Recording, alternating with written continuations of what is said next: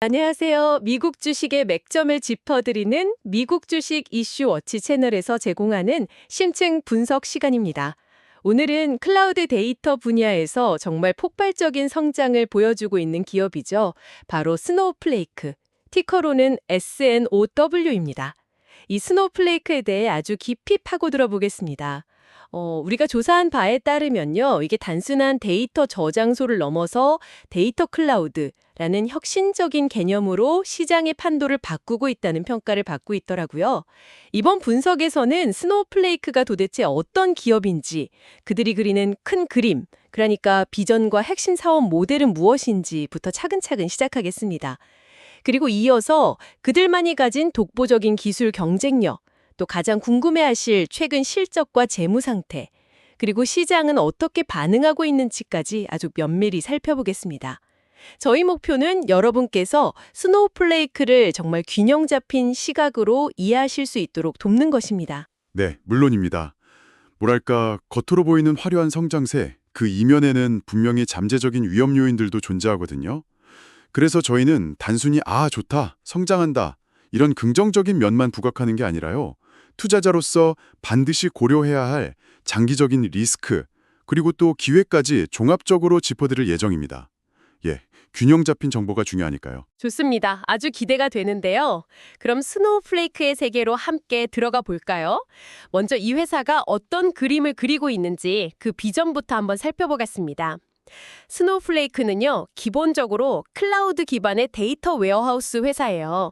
근데 여기서 그치지 않고 더 나아가서 기업 내부에 막 흩어져 있는 데이터 장벽들, 흔히 데이터 사일로라고 하죠. 이걸 허물겠다는 아주 야심찬 목표를 가지고 있습니다. 그러니까 모든 데이터에 쉽게 접근하고 심지어는 회사 외부 조직과도 안전하게 데이터를 공유할 수 있는 환경, 바로 이것이 스노우플레이크가 꿈꾸는 데이터 클라우드 생태계의 핵심이라고 할 수 있습니다. 궁극적으로는 전 세계 기업들이 이 데이터를 통해서 더 나은 결정을 내리고 혁신을 이끌도록 돕겠다, 뭐 이런 거죠. 그리고 또 중요한 게 AWS나 Azure, 구글 클라우드 같은 이런 주요 퍼블릭 클라우드 위에서 다 작동을 해요. 그렇기 때문에 기업들 입장에서는 자체적으로 막 서버 구축하고 인프라 관리하고 이런 부담 없이 아주 유연하게 서비스를 이용할 수 있다는 점도 정말 큰 매력 포인트죠. 데이터 분석가나 개발자들이 방대한 데이터를 정말 쉽게 통합하고 분석하고 또 공유할 수 있는 그런 기반을 마련해주는 셈입니다. 비전 자체는 들어보면 굉장히 인상적입니다. 그렇죠? 데이터 장벽을 허물고 공유한다니. 하지만 그 타겟 고객층의 변화를 좀 보면요. 처음에는 주로 대기업 IT팀 중심이었어요. 그런데 지금은 스타트업부터 중소기업, 아주 다양한 산업군으로 넓어졌거든요. 모든 규모의 기업을 포괄하려는 전략. 이게 장점일 수도 있겠지만 다른 한편으로는 자원이 너무 분산되거나 아니면 특정 고객층의 아주 깊은 요구를 완벽히 만족시키지 못할 위험은 없을까요? 특히 데이터 사일로 해소나 기존 인프라의 복잡성 해결 같은 거. 이게 정말 어려운 문제들이거든요. 이 모든 걸 정말 모든 고객에게 효과적으로 제공할 수 있을지는 글쎄요. 앞으로 좀 증명해 나가야 할 과제라고 생각합니다. 비전이 현실에서 어떻게 구현되느냐가 중요하겠죠. 네. 확실히 일리 있는 지적이십니다. 모든 고객을 만족시키는 건 어려운 일이죠. 하지만 그 비전을 현실로 만들기 위한 사업 전략들이 상당히 구체적이라는 점은 우리가 좀 주목해 볼 만합니다. 첫 번째가 클라우드 네이티브 아키텍처예요. 이게 뭐냐면 처음부터 그냥 클라우드에 최적화되도록 설계됐다는 겁니다. 특히 중요한 게 컴퓨팅, 그러니까 계산 자원하고요, 스토리지, 저장 공간을 완전히 분리해서 설계했어요. 이게 왜 중요하냐면요. 고객이 딱 필요할 때 필요한 만큼만 자원을 쓰고 비용을 내니까 효율성이 극대화된다는 거예요. 예를 들어 평소에는 조금만 쓰다가 월말 보고서 작성할 때나 대규모 분석할 때만 컴퓨팅 자원을 확 늘렸다가 다시 줄일 수 있는 거죠. 기존 온프레미스 솔루션들이나 초기 클라우드 웨어하우스들이 가졌던 한계를 극복한 겁니다. 모든 기업이 데이터를 손쉽게 활용하게 한다는 비전의 핵심 기술이라고 할 수 있겠죠. 그리고 두 번째는 데이터 공유 생태계입니다. 바로 스노우플레이크 마켓플레이스라는 건데요. 이게 단순한 데이터 저장소로 넘어서는 개념이에요. 고객들이 이 마켓플레이스에서 외부 데이터를 구매할 수도 있고 반대로 자신들의 데이터를 안전하게 만들어서 판매할 수도 있는 그런 플랫폼입니다.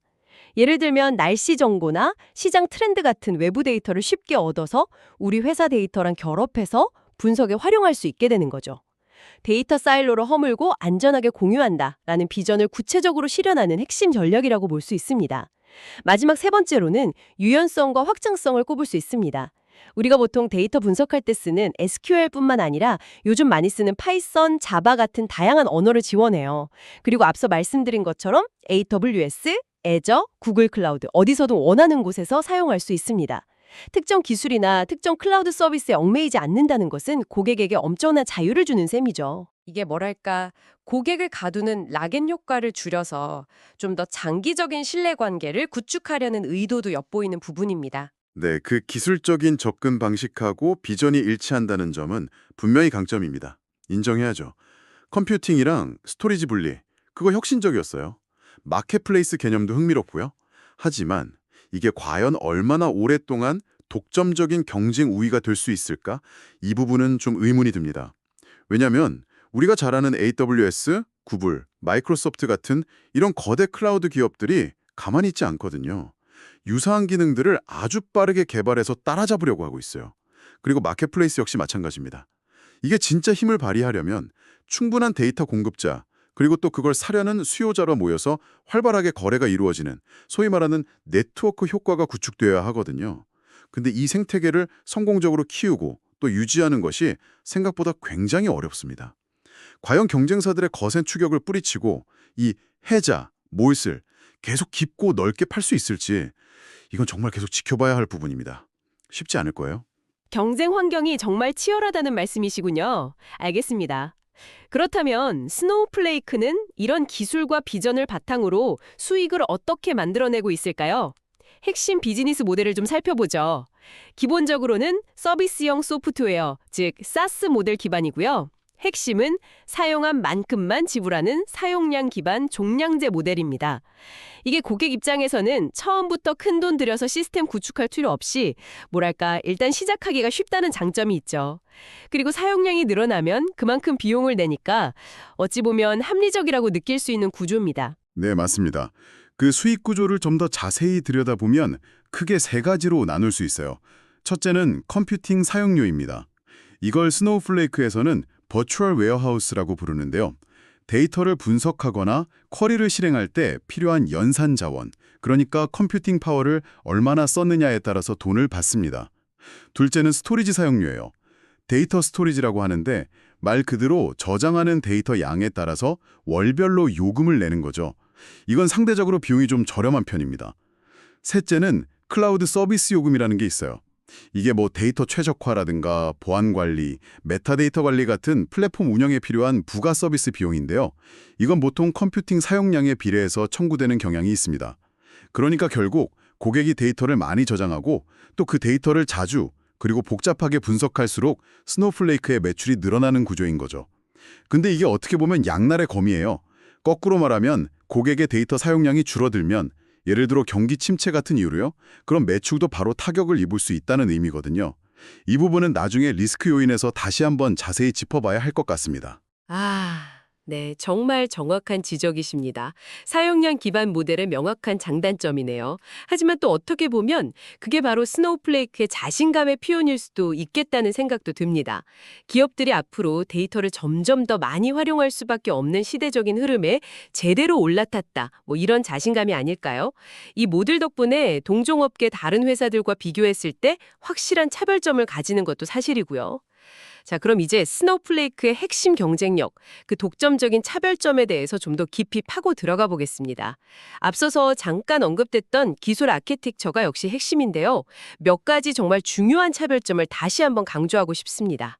첫째, 역시 컴퓨팅과 스토리지의 완벽한 분리입니다. 이게 기존 데이터 웨어하우스 기술하고 비교했을 때 정말 혁신적인 부분이었어요. 기존에는 이게 딱 묶여 있어서 예를 들어 저장 공간은 남는데 컴퓨팅 파워가 부족하거나 반대로 컴퓨팅은 충분한데 저장 공간이 모자라면 둘 중 하나를 기준으로 불필요하게 확장해야 했거든요. 비용 낭비가 심했죠. 근데 스노우플레이크는 이걸 완전히 분리해서 아까 말씀드린 것처럼 필요에 따라 각각 독립적으로 아주 탄력적으로 확장하거나 축소할 수가 있습니다. 특히 사용량 변동이 큰 기업들, 예를 들어 이커머스 회사들처럼 특정 시즌에 트래픽이 몰리는 경우에 비용 효율성을 극대화할 수 있는 거죠. 둘째는 멀티 클라우드 지원입니다. 이게 또 엄청난 유연성을 제공하는데요. AWS, Azure, GCP 이 세 개의 메이저 클라우드 어디서든 똑같은 스노우플레이크 경험을 제공합니다. 심지어는 서로 다른 클라우드에 있는 데이터를 마치 하나처럼 가져와서 공유하거나 통합 분석하는 것도 가능해요. 예를 들어 우리 회사는 AWS를 주로 쓰는데 협력사는 Azure를 쓴다. 그래도 스노우플레이크를 통하면 데이터 공유가 아주 쉬워지는 거죠. 특정 클라우드 플랫폼에 종속될 필요가 없다는 건 기업 입장에서 정말 큰 장점입니다. 선택의 폭이 넓어지는 거니까요. 셋째는 실시간 데이터 공유 및 협업 기능입니다. 이게 정말 강력한 기능인데요. 보통 데이터를 공유하려면 어떻게 하죠? 데이터를 복사해서 보내거나 FTP로 전송하거나 API를 만들거나 굉장히 번거롭고 시간도 오래 걸리고 보안 문제도 생길 수 있잖아요. 그런데 스노우플레이크는 데이터를 물리적으로 복사하거나 이동시킬 필요 없이 그냥 접근 권한만 부여하면 여러 조직이나 부서가 동일한 최신 데이터를 실시간으로 안전하게 공유하고 함께 작업할 수 있습니다. 예를 들어 제조업체가 공급망 파트너들이랑 실시간으로 재고 데이터를 공유해서 생산 계획을 최적화한다거나 금융회사가 규제기관과 안전하게 데이터를 공유한다거나 헬스케어 기관이 연구 파트너와 익명화된 환자 데이터를 공유하는 등 활용 분야가 무궁무진합니다. 마케팅 데이터를 외부 광고 대행사랑 즉시 공유해서 캠페인 성과를 분석하고 빠르게 의사결정을 내릴 수도 있겠죠. 이건 정말 협업 방식을 근본적으로 바꿀 수 있는 잠재력을 가졌다고 봅니다. 넷째, 이 모든 것을 아우르는 것이 바로 데이터 클라우드 생태계 구축입니다. 스노우플레이크는 단순히 기술 플랫폼만 제공하는 게 아니라 앞서 말씀드린 스노우플레이크 마켓플레이스를 중심으로 해서 고객사들, 기술 파트너들, 그리고 데이터 제공업체들이 함께 모여서 가치를 창출하는 거대한 생태계를 만들고 있습니다. 이 마켓플레이스에서 고객사들은 필요한 외부 데이터를 쉽게 찾아서 구매할 수도 있고 반대로 자사의 가치 있는 데이터를 상품화해서 판매하여 새로운 수익을 창출할 수도 있습니다. 또 수많은 데이터 분석 도구나 BI 툴, ETL 솔루션, AIML 플랫폼 같은 파트너사들의 애플리케이션과 아주 매끄럽게 연동이 되죠. 이 네트워크 효과, 즉 생태계가 커지면 커질수록 참여자 모두에게 더 큰 가치를 제공하게 되고 이게 점점 더 많은 고객과 파트너를 끌어들이는 강력한 선순환 구조를 만들고 있습니다. 이것이야말로 경쟁자들이 쉽게 따라하기 힘든 스노우플레이크만의 강력한 해자가 되고 있다고 생각합니다. 네, 기술적인 장점들 그리고 그로 인한 차별점들은 분명히 존재합니다. 말씀하신 대로 컴퓨팅 스토리지 분리, 멀티 클라우드, 실시간 데이터 공유, 마켓플레이스 생태계 다 맞는 말이에요. 하지만 그 해자가 과연 얼마나 견고할 것인가? 여기에 대해서는 계속해서 좀 신중하게 접근해야 한다고 봅니다. 독점적이라는 표현에도 조금 조심스러워야 하고요. 왜냐하면 아까도 말씀드렸지만 컴퓨팅 스토리지 분리 개념? 이건 이제 경쟁사들도 다 알고 있고 상당히 유사하게 구현하려고 노력하고 있습니다. AWS 레드시프트 RA3 인스턴스나 구글 빅쿼리 같은 경우도 비슷한 방향으로 가고 있죠. 멀티 클라우드 지원 역시 다른 데이터 플랫폼 솔루션들이 점점 지원을 확대하는 추세고요. 데이터 공유 기능이나 마켓플레이스도 마찬가지예요. 결국 그 가치는 얼마나 많은 기업이 실제로 참여하고 얼마나 활발하게 데이터를 공유하고 거래하느냐에 달려 있습니다. 스노우플레이크 마켓플레이스가 지금 성장하고 있는 건 맞지만 과연 아마존의 AWS 데이터 익스체인지나 구글 클라우드의 애널리틱스 허브와 같은 거대 클라우드 기업들의 자체 마켓플레이스와 비교해서 압도적인 우위를 계속 가져갈 수 있을까요? 특히 거대 클라우드 기업들은 자신들의 방대한 고객 기반과 기존 서비스들을 활용해서 아주 공격적으로 나오고 있거든요. 스노우플레이크가 구축한 이 해자가 그들의 공세를 막아낼 만큼 충분히 깊고 넓을지 아니면 시간이 지나면서 점점 얕아질지는 계속해서 냉정하게 지켜봐야 할 문제입니다. 기술적 우위가 언제까지 지속될지는 아무도 장담할 수 없으니까요. 경쟁 환경이 정말 만만치 않다는 점은 분명하군요. 거대 클라우드 기업들의 추격이 거세다는 말씀이시네요. 알겠습니다. 그럼 이제 스노우플레이크의 현재 상황을 가장 잘 보여주는 지표, 바로 최근 실적을 통해서 현주소를 한번 확인해 보겠습니다. 가장 최근 자료인 2025 회계연도 2분기 예상치를 좀 중심으로 살펴보죠. 우리가 조사한 바에 따르면 2분기 총 매출은 전년 동기 대비 약 24.9% 증가한 10억 9천만 달러에 달할 것으로 예상됩니다. 그리고 특히 핵심이라고 할 수 있는 제품 매출은 전년 동기 대비 무려 30%나 증가한 8억 2,900만 달러에 이를 것으로 보입니다. 성장률이 다소 둔화되었다는 이야기도 있지만 여전히 30%에 가까운 성장은 정말 인상적인 수치라고 할 수 있겠죠. 그리고 더 주목해야 할 지표가 있습니다. 바로 자녀 성과 의무, RPO, Remaining Performance Obligation인데요. 이게 뭐냐면 이미 계약은 체결되었지만 아직 매출로는 인식되지 않은, 그러니까 미래에 발생할 것이 확실시되는 계약 매출 잔액을 의미합니다. 이 RPO가 2025년 1분기 말 기준으로 무려 52억 달러에 달하고요. 전년 동기 대비 증가율이 48%나 됩니다. 이건 정말 앞으로의 매출 성장에 대한 아주 강력한 시그널, 일종의 예고편이라고 해석될 수 있습니다. 미래 먹거리가 아주 든든하게 쌓여 있다는 뜻이죠. 고객 기반도 아주 탄탄하게 성장하고 있습니다. 특히 돈을 많이 쓰는 소위 큰손 고객들이 계속 늘고 있다는 점이 긍정적인데요. 연간 100만 달러 이상 지출하는 대형 고객사 수가 1분기 말 기준으로 606개로 전년 동기 대비 27%나 증가했습니다. 전체 고객 수도 꾸준히 늘어서 1분기 기준으로 11,578개를 기록했고요. 이것도 전년 대비 18.8% 늘어난 수치입니다. 그리고 또 하나 중요한 지표가 순이익 유지율, NRR, Net Revenue Retention인데요. 이게 1분기 기준으로 124%를 기록했습니다. 이 NRR 124%가 의미하는 바는 뭐냐면 1년 전에 스노우플레이크를 사용하던 기존 고객들이 올해에는 평균적으로 24% 더 많은 비용을 지출하고 있다는 뜻입니다. 즉 기존 고객들이 시간이 지날수록 스노우플레이크 플랫폼 안에서 더 많은 데이터를 처리하고 더 많은 기능을 사용하고 있다는 거죠. 이건 고객 만족도가 높고 플랫폼의 가치를 고객들이 인정하고 있다는 아주 강력한 증거라고 볼 수 있습니다. 고객 이탈률이 낮고 기존 고객 기반에서 자연스럽게 매출이 성장하고 있다는 뜻이니까요. 네, 말씀하신 대로 성장률 자체는 여전히 높습니다. RPO나 NRR 같은 지표들도 상당히 긍정적으로 보이고요. 하지만 이 숫자들을 조금 더 냉정하게 들여다볼 필요가 있습니다.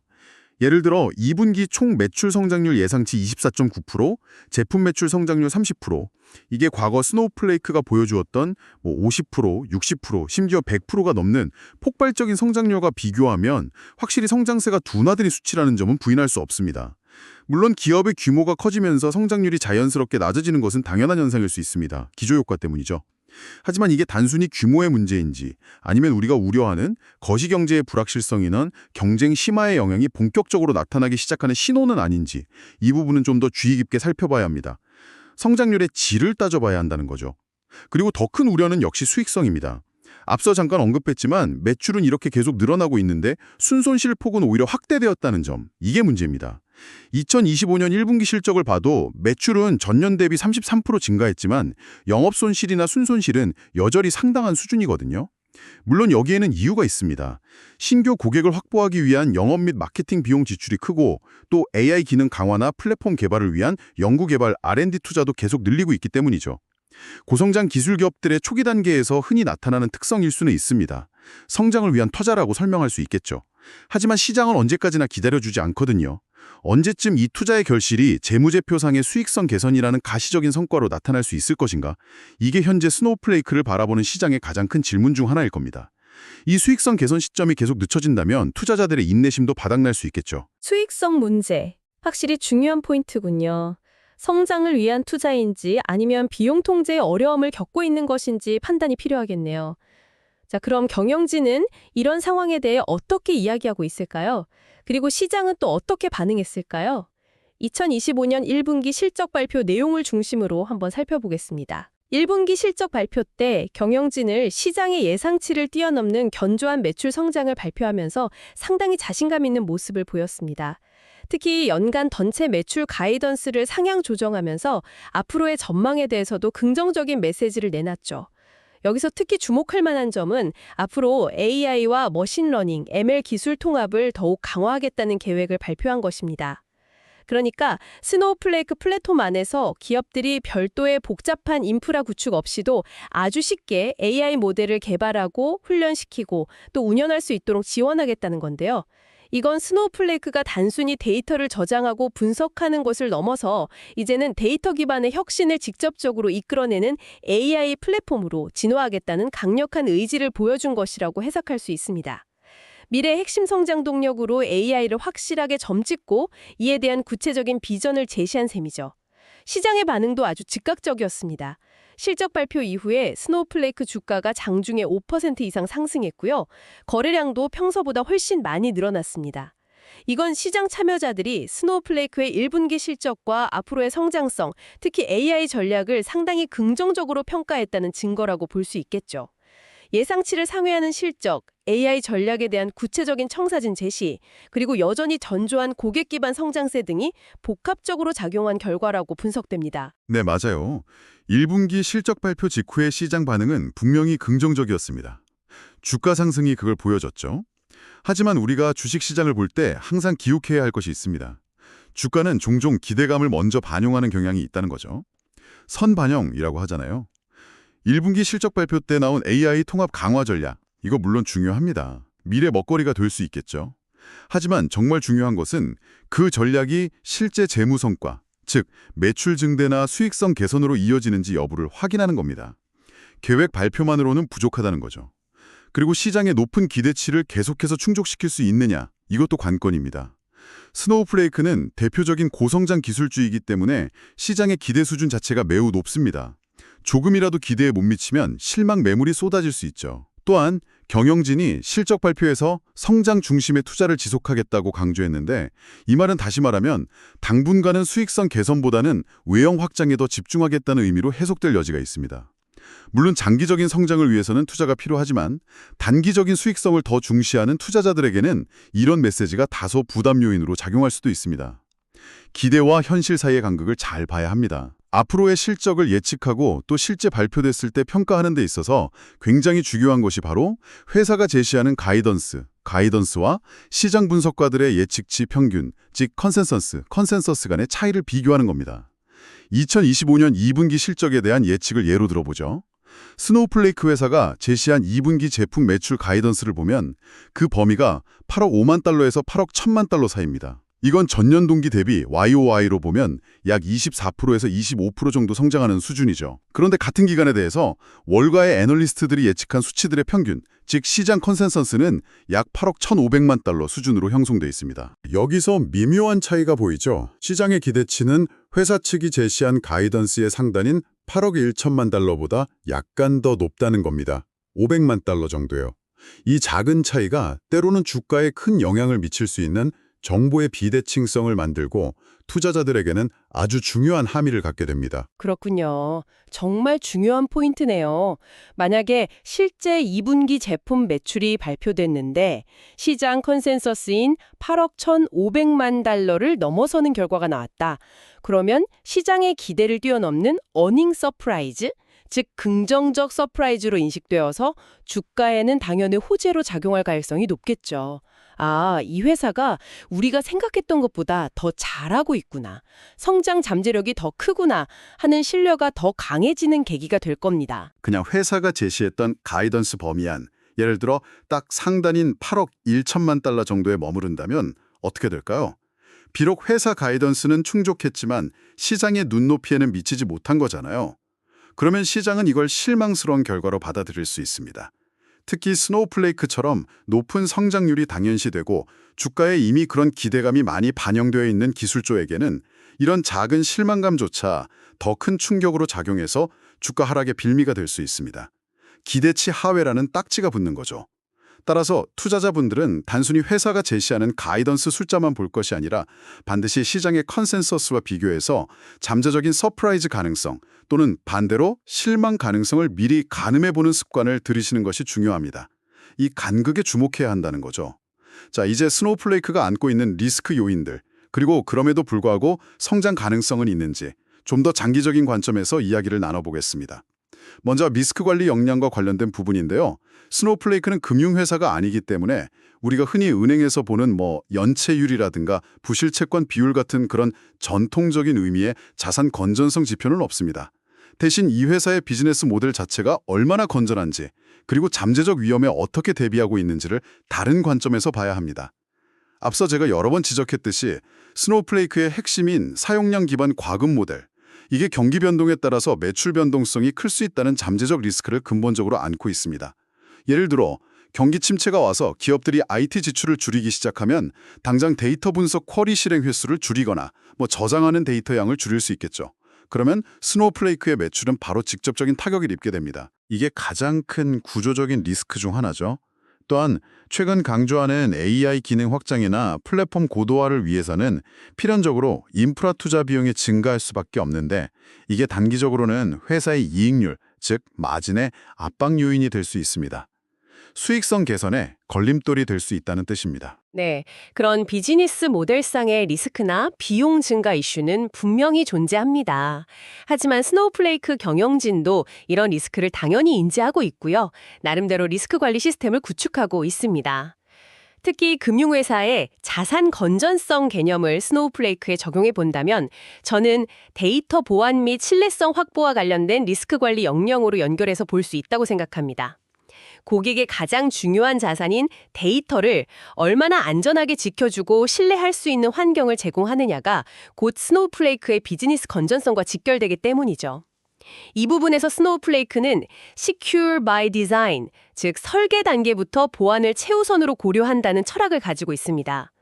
구체적으로 어떤 노력들을 하고 있는지 보면요. 우선 데이터 자체를 보호하기 위한 강력한 보안 기능들을 제공합니다. 예를 들어 민감한 데이터는 자동으로 가려주는 동적 데이터 마스킹 기능이라던가 사용자 역할별로 데이터 접근 권한을 아주 세밀하게 통제하는 역할 기반 접근 제어 RBAC 같은 것들이죠. 이런 기능들은 기업들이 GDPR이나 CCPA 같은 점점 강화되는 개인정보 보호 규제를 준수하는 데 큰 도움이 됩니다. 또한 신뢰센터, 트러스트센터라는 웹사이트를 운영해서요.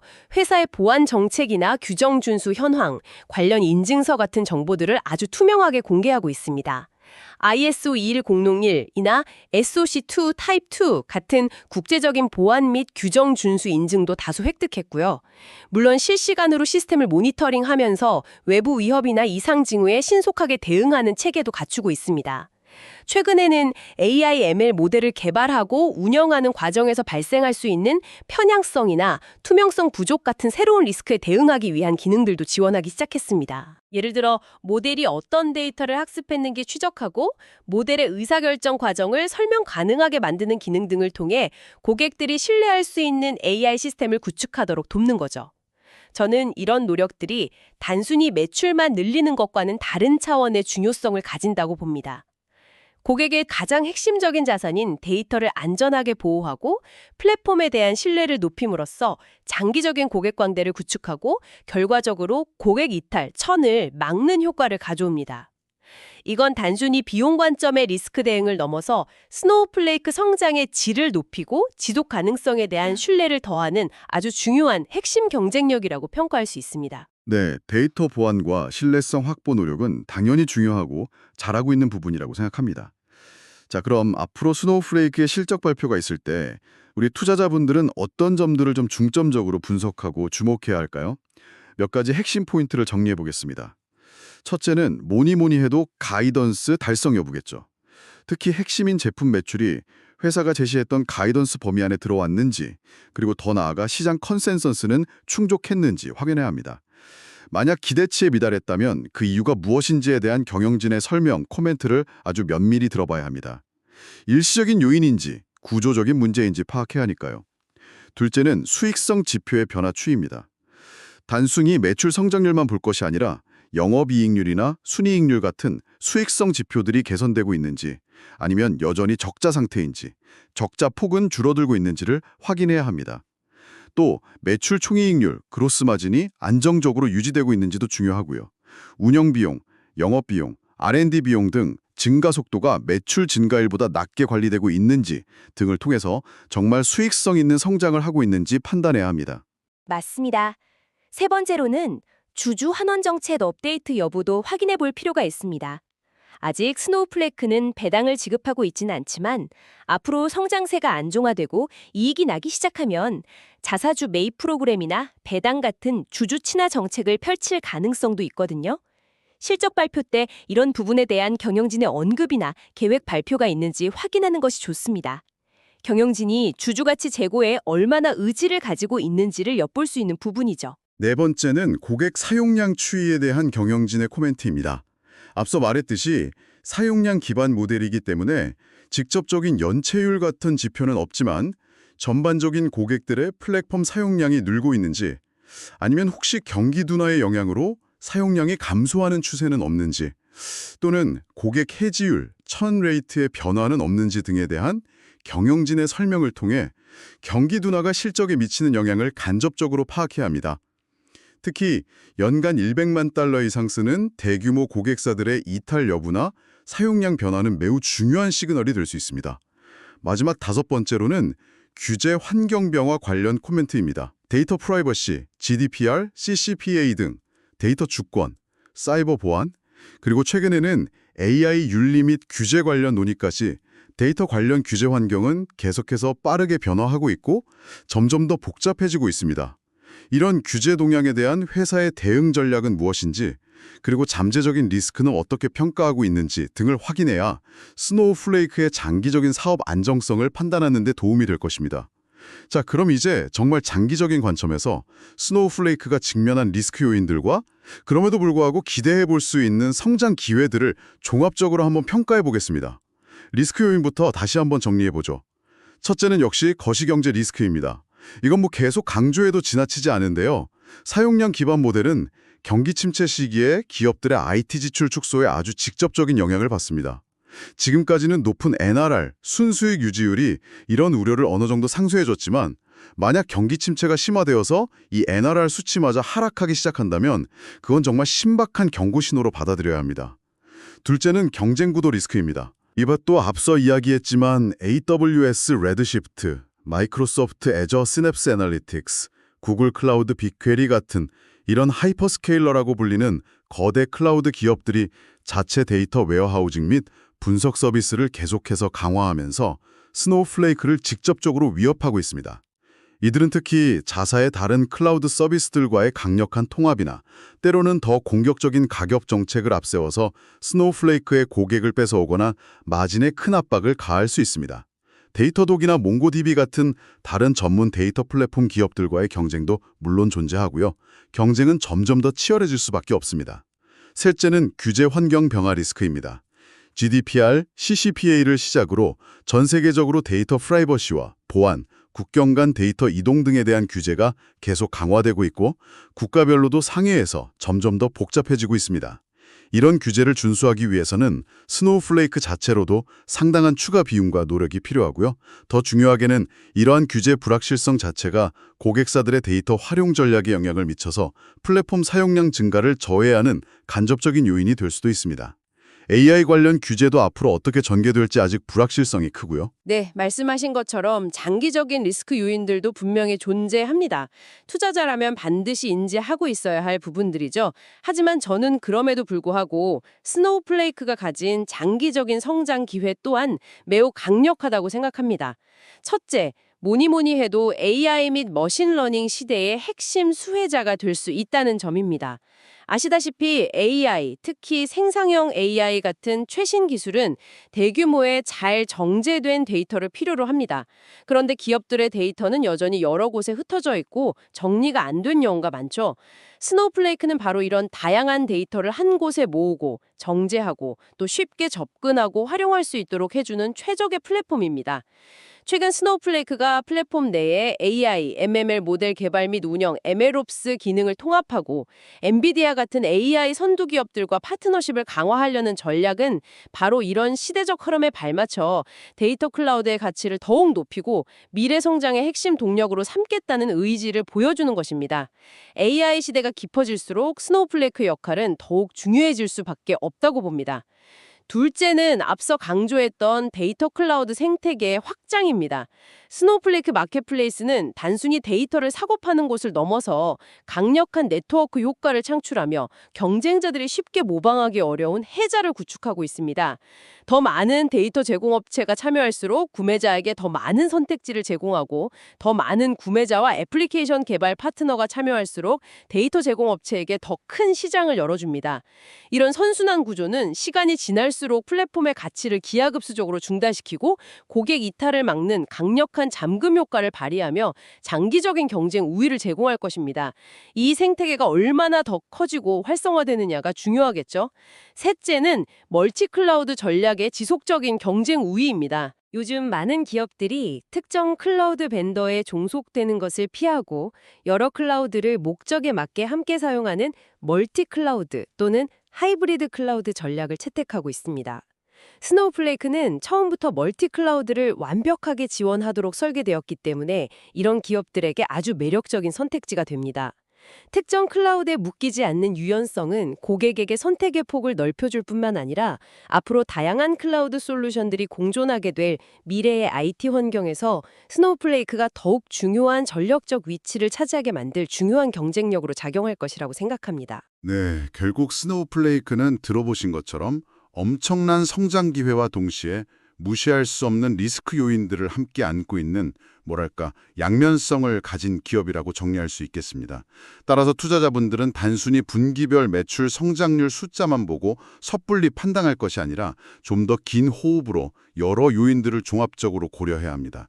예를 들어 앞으로 경기 침체 가능성이 제기되는 상황 속에서도 과연 높은 NRR을 계속 유지할 수 있을지, 그리고 거대 클라우드 경쟁사들의 거센 공세 속에서 기술적, 생태계적 해자를 더욱 강화하고 차별화를 유지할 수 있을지, 또 야심차게 추진하는 AI 전략이 구체적인 매출 증대와 수익성 개선이라는 재무적 성과로 연결될 수 있을지 등을 지속적으로 질문하고 확인하면서 장기적인 투자 매력을 신중하게 평가해야 할 것입니다. 네, 오늘 저희가 정말 깊이 파고 들어본 스노우플레이크.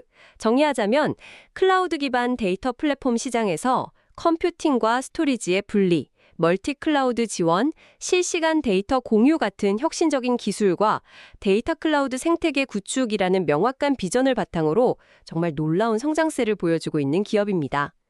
특히 여전히 높은 고객 유지율 NRR과 꾸준한 대형 고객 확보, 그리고 다가오는 AI 시대의 핵심 인프라로서 자리매김할 수 있다는 잠재력은 스노우플레이크의 밝은 미래를 충분히 기대하게 만드는 긍정적인 요소라고 할 수 있겠습니다. 하지만 동시에 오늘 저희가 짚어본 것처럼 최근 나타나는 성장률 둔화 조짐, 아직 해결되지 않은 지속적인 손손실 문제, AWS, 구글, 마이크로소프트 같은 거대 클라우드 기업들과의 피할 수 없는 치열한 경쟁, 그리고 경기 변동에 상대적으로 취약할 수 있는 사용량 기반 수익 모델, 마지막으로 점점 강화되는 데이터 관련 규제 환경 등 앞으로 해결해야 할 과제와 넘어야 할 리스크 또한 분명히 존재합니다.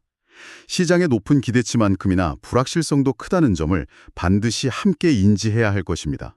네, 결론적으로 스노우플레이크는 데이터가 폭발적으로 증가하고 AI 기술이 우리 사회 모든 영역으로 확산되는 이 거대한 시대적 흐름 속에서 엄청난 기회를 맞이하고 있는 것은 분명해 보입니다. 그렇습니다. 그러나 그 눈부신 기회를 현실적인 성장과 더 중요하게는 지속 가능한 수익성으로 연결시키기 위해서는 앞으로 넘어야 할 산이 아직 많아 보입니다. 결국은 경영진의 전략적인 판단과 그 전략을 얼마나 잘 실행해 나가느냐, 그 실행력이 그 어느 때보다 중요해 보이는 시점이라고 할 수 있겠습니다.